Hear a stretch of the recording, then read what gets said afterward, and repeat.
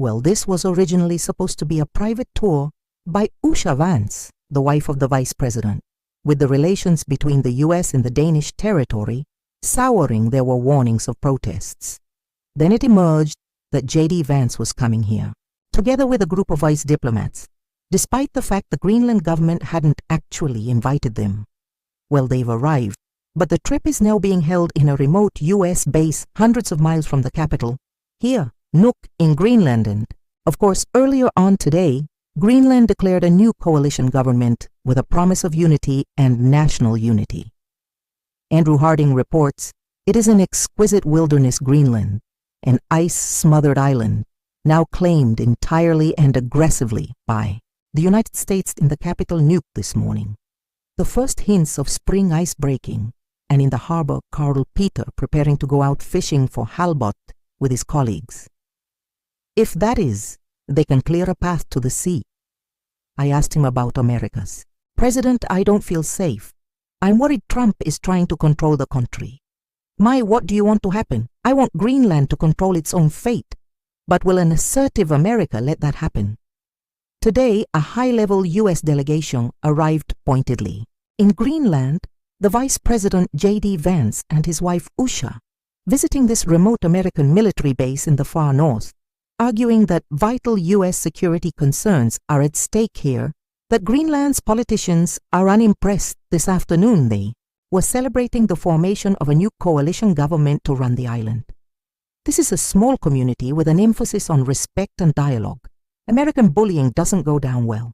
Here all Greenlandic people have already shouted out to the world that the Greenlandic people is the one who's going to decide how the future is going to be an American state.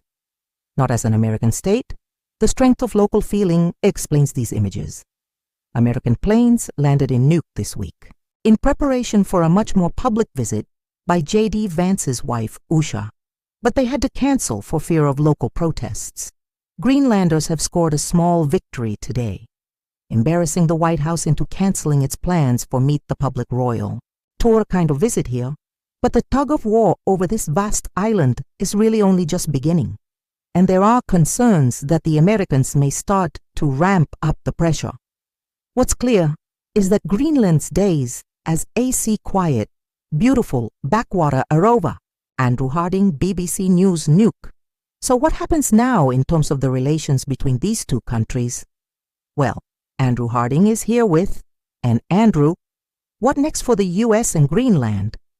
It's a genuinely bewildering situation, isn't it?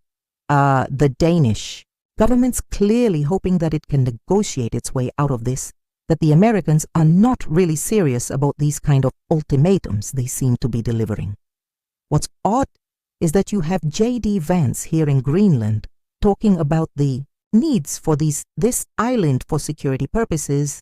The Danes and the Americans already have a security deal that goes back 74 years. The Americans can build and install as many submarine bases, as many military bases as they like.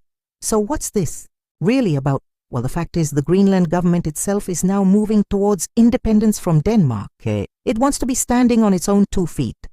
It wants very good relations with America, trading relations. This is a prospering island that's really coming up in the world, so everything could be done, but not at the pace that Donald Trump seems to want it, and not with the kind of bullying tone that is so antithetical to the way Greenlanders are. They want a peaceful process, not this kind of ultimatum. Andrew, thank you very much indeed. Well, this is a flying visit. The Vance is only going to be spending a few hours here. In fact, they'll be heading back to the United States in an hour or so time. The question really is, what were they hoping to achieve with this visit? Well, one thing that is clear is that many Greenland ERS are preferring right now to focus on moving closer to independence than to the United States.